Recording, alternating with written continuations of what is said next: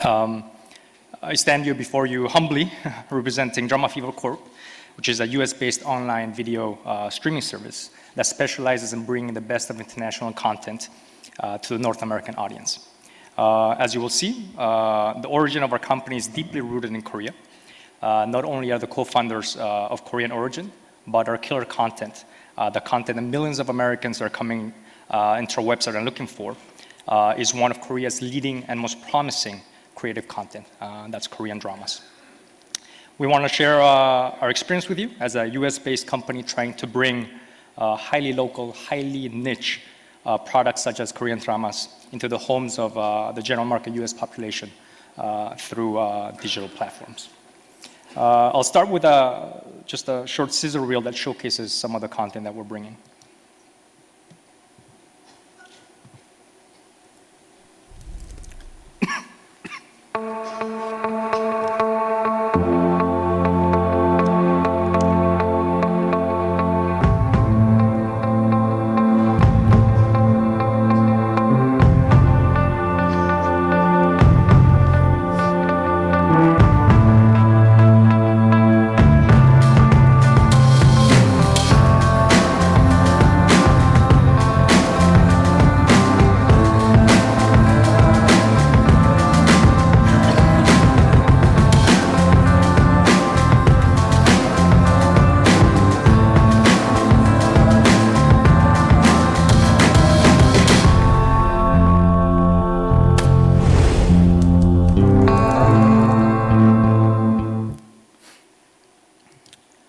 So what are we?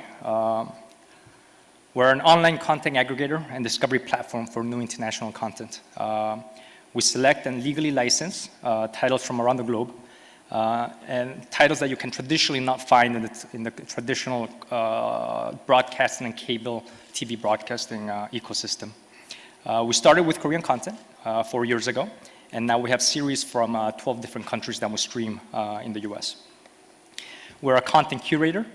All the content that we bring in passes through a rigorous quality process before it is aired.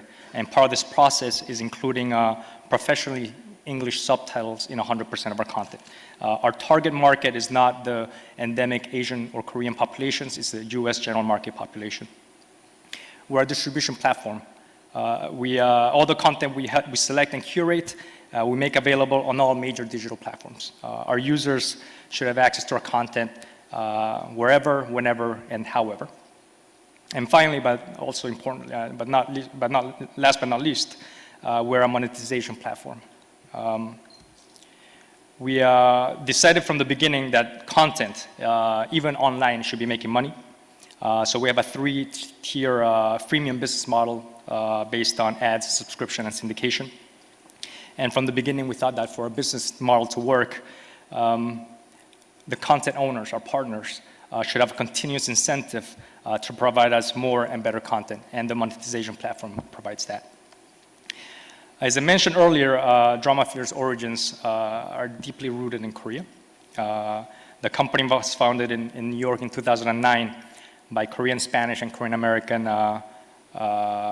people, including my Chin-hyung and his college hube.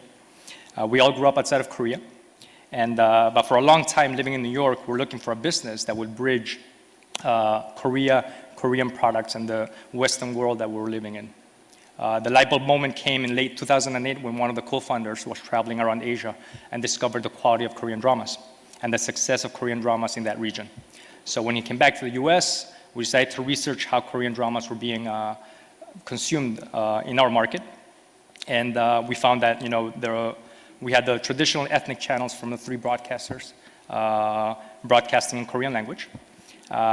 We had, the video bangs or the DVD bangs that still targeted the ethnic Korean population. And we found a handful of legal websites that were streaming legally every episode of every drama that was produced in Korea. So we made a PowerPoint presentation. We came to Korea. We sat down with NBC, KBS, and SBS, and we tried to convince them about a business model to bring their Korean content with English subtitles to the US market. It took us 9 months, and I think the reason they first gave us the licenses is because they thought we would not call again or stop emailing them, but we actually made a business model out of it, so we're very thankful for them. In a nutshell, this is the evolution of Drama Fever since its inception.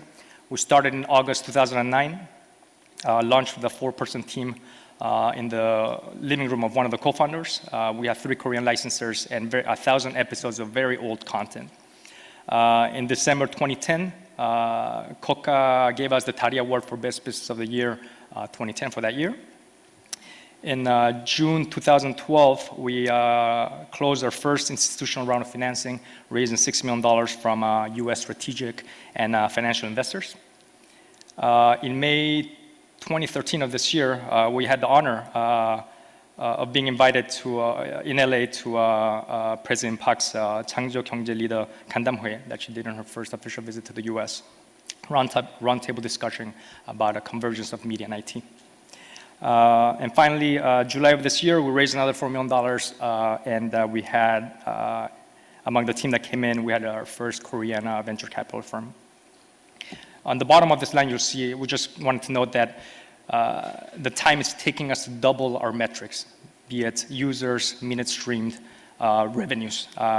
It took us a long time to get, it took us 2 years to get to 1 million uniques, but soon after that, doubling that figure has been taking less than 12 months on a consistent basis. And we're very happy about that. These are some of our select partners and investors. From the content side, we work with all the major providers in obviously Korea, a lot in Asia, some in Latin America, and now starting in Europe as well. The syndication partners are companies in the US, big giant distribution companies that help us distribute content in general market platforms. And on the right side, you have our investors. AMC Networks, the producer of hits such as Mad Men, Breaking Bad, Walking Dead, is a strategic investor in our company. SoftBank Ventures Korea just entered the capital of our company. We have Bertelsmann, who's the media giant in Germany. And strategic independent investors such as Steve Chen, the co-founder of YouTube, and Alan Debevoise, founder of Machinima.